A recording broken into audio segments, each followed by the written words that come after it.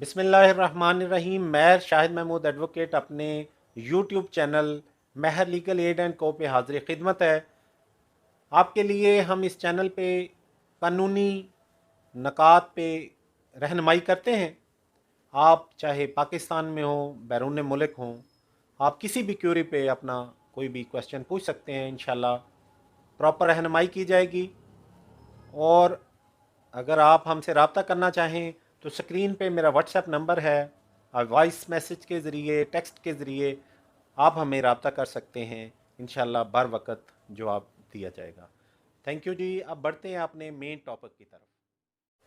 आज हम डिस्कस करने वाले हैं गवर्नमेंट सर्वेंट E&D रूल 1973। ये रूल्स सिविल सर्वेंट एक्ट जो उस वक्त ऑर्डिनेंस उसके तहत फ्रेम हुए। इन रूल्स में सिविल सर्वेंट की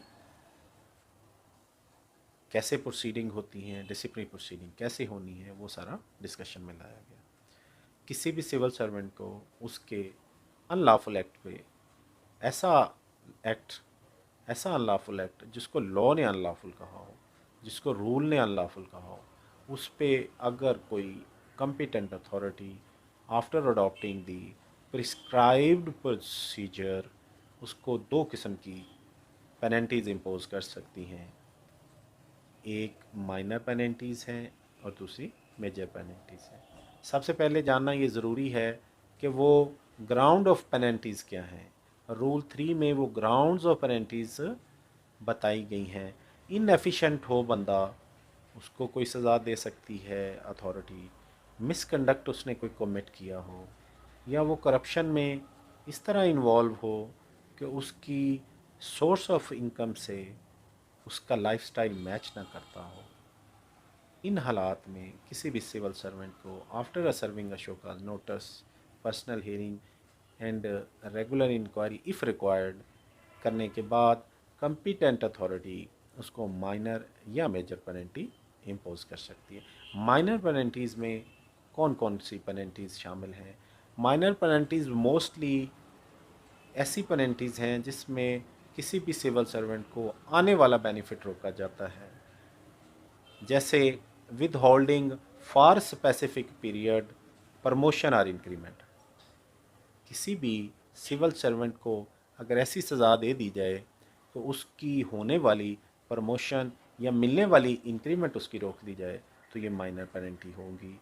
और उसके बाद उसकी एफिशिएंसी बार इन टाइम स्केल स्पेसिफिक पीरियड के लिए स्टॉप कर दी जाए, ये भी एक माइनर पनिशमेंट होगी।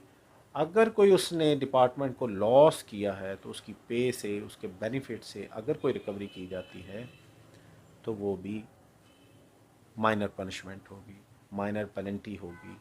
अब मेजर पेनल्टीज़ में कौन कौन सी पेनल्टीज़ आती हैं? सबसे पहले reduction to lower scale or time scale or to lower stage in time scale. Reduce कर देना किसी भी एम्प्लॉय का स्टेटस, चाहे वो टाइम स्केल में हो, उसकी स्टेज में हो, उसकी पोस्ट में हो, उसको रिडक्शन करना ये मेजर पेनल्टी में आता है। उसको एक स्टेटस मिला हुआ है, उस स्टेटस से उसको रिड्यूस करके उसको नीचे वाले स्टेटस पे लाना ये मेजर पेनल्टी में आता है। उसके बाद उसकी कंपलसरी रिटायरमेंट कर देना। Compulsory retirement is a retirement, लेकिन ये फोर्सेबल रिटायरमेंट होती है। competent authority after considering the conduct of the employee, उसकी लेंथ ऑफ सर्विस को कंसिडर करते हुए उसे एज बतौर सज़ा उसे कंपलसरी रिटायर भी कर सकती है। रिमूवल फ्राम सर्विस, उसको सर्विस से रिमूव भी कर सकती है। डिसमिस फ्राम सर्विस, उसे डिसमिस भी कर सकती है। ये जानना बड़ा ज़रूरी होगा कि रिमूवल क्या होती है, डिसमिसल क्या होती है।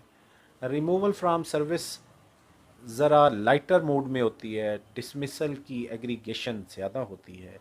रिमूवल फ्राम सर्विस के बाद कोई भी एम्प्लॉई कोई अदर जॉब अवेल कर सकता है। डिसमिसल में वो उसको किसी भी अदारे में दोबारा जॉब लेना मुश्किल हो जाता है।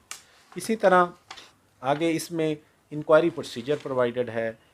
किस तरह इंक्वायरी की जाएगी, किस तरह शो काज नोटिस दिया जाएगा और फिर कॉम्पिटेंट अथॉरिटी किस तरह सज़ा करती है। आज तक के लिए इतना ही। देखते रहें, जुड़े रहें हमारे साथ और इस चैनल को अपना चैनल समझते हुए इसको प्रमोट करें, इसको शेयर करें। हमारी इस काविश पे अपनी कीमती आरा ज़रूर दें, बेल आइकॉन बटन ज़रूर दबा लें और हमारे दिए गए नंबर्स पे आप बिला झिझक किसी वक्त भी अपना मैसेज कर सकते हैं। हम आपको ज़रूर आपके मसले का हल बताएंगे। Thank you very much.